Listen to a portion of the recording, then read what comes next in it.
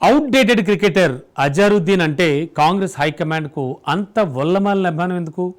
ముస్లిం minority కోటాలో అజహర్ తప్ప వేరే లీడర్లు ఎవరూ లేరా అంటూ చాలామంది కాంగ్రెస్ జెండా మోసిన ముస్లిం కార్యకర్తలు అధిష్టాన నిర్ణయంపై భగ్గుమంటున్నారు. వీళ్ల ఆవేదన ఎలా ఉన్నా కాంగ్రెస్ పార్టీకి అజారుద్దీన్ చేసిన సర్వీస్ ఏమిటంటే చెప్పుకోదగ్గ విషయాలు కనిపించడం లేదు.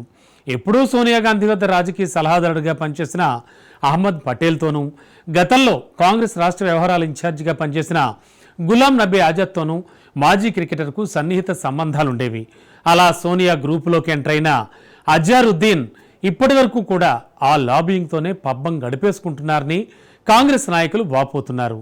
ఇక మిగిలిన పార్టీలు కొత్త పంథాలో లీడర్లను ఎంపిక చేస్తూ ఉంటే కాంగ్రెస్ హైకమాండ్ మాత్రం పాత చింతకాయ పచ్చడి ఫార్ములానే ఫాలో అవుతుండడం చాలా దారుణమని గాంధీ భవన్లో అనేక మంది అసంతృప్తి వెళ్లగక్కుతున్నారు.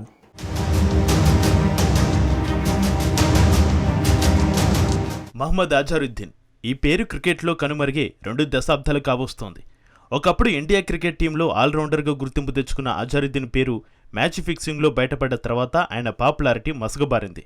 దీనికి తోడు మొదటి భార్యకు విడాకులు ఇవ్వకముందే బాలీవుడ్ నటి సంగీత బిజ్లానీని వివాహం చేసుకున్న వివాదం కూడా ఆయన క్రెడిబిలిటీని దెబ్బతీసింది. ఇలా వరుస వివాదాల్లో చిక్కుకున్న అజారుద్దీన్ చాలా కాలం క్రికెట్కు దూరమయ్యారు. ఆ తర్వాత మెల్లిగా పొలిటికల్ ఎంట్రీ ఇచ్చేందుకు కాంగ్రెస్ పార్టీని ఎంచుకున్నారు. ముస్లిం మైనారిటీ కార్డుతో కాంగ్రెస్ అభ్యర్థిగా 2009 ఎన్నికల్లో యూపీ నుంచి పార్లమెంటు స్థానానికి పోటీ చేసి ఎంపీగా గెలిచిన అజారుద్దీన్ 2014 ఎన్నికల్లో ఓటమి చవిచూశారు. ఇక అక్కడి నుంచి తెలంగాణకు మకాం మార్చిన అజారుద్దీన్కు Congress high command TPCC working president బాధ్యతలు అప్పచెప్పింది. కానీ ఆయన పార్టీ కార్యక్రమాల్లో ఏనాడు పాల్గొన్న దాఖలాలు లేవని హస్తం లీడర్లు చెబుతున్నారు.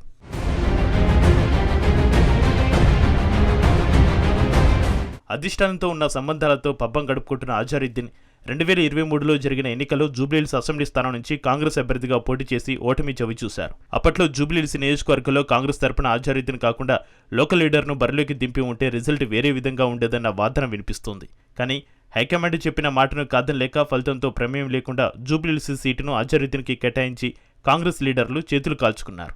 అప్పటి ఎన్నికల్లో జరగాల్సిన డ్యామేజ్ ఏదో జరిగిపోయిందని అనుకుంటే ఎమ్మెల్యే మాగంటి గోపినాథ్ మృతితో ఖాళీ అయిన జూబ్లీహిల్స్ సీటుకి తగుదనమ్మా అంటూ హైకమాండ్ లాబింగ్తో మళ్లీ అజారుద్దీన్ కర్చీఫ్ వేసే ప్రయత్నం మొదలుపెట్టాడు.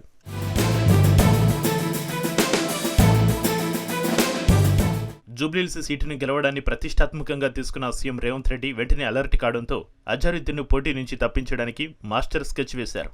జూబ్లీహిల్స్ సీటును అజారుద్దీన్కి కేటాయించాలని ఒత్తిడి చేస్తున్న అధిష్టానానికి నచ్చజెప్పి ఆయన పోటీ నుంచి తప్పించడంలో సక్సెస్ అయ్యారు రేవంత్. గవర్నర్ కోటాలో భర్తీ చేయాల్సిన ఎమ్మెల్సీ సీటుకు అజారుద్దీన్ పేరును ప్రతిపాదించి రేవంత్ రెడ్డి వ్యూహాత్మకంగా వ్యవహరించారు. దీని ద్వారా అధిష్టానాన్ని కూడా తృప్తిపరిచినట్లుగా అవుతుందని యనుమల స్కెచ్. ఈ రకంగా అజారుద్దీన్ టికెట్ సమస్యను తనదైన శైలిలో రేవంత్ పరిష్కరించారని కాంగ్రెసులో ఓ వర్గం వాదిస్తోంది. కానీ అసలు అజారుద్దీన్కు ఎమ్మెల్సీ పదవి కట్టబెట్టడం వల్ల కాంగ్రెస్కు ఒరిగే ప్రయోజనం ఏంటని మరో వర్గం ప్రశ్నలు సంధిస్తోంది.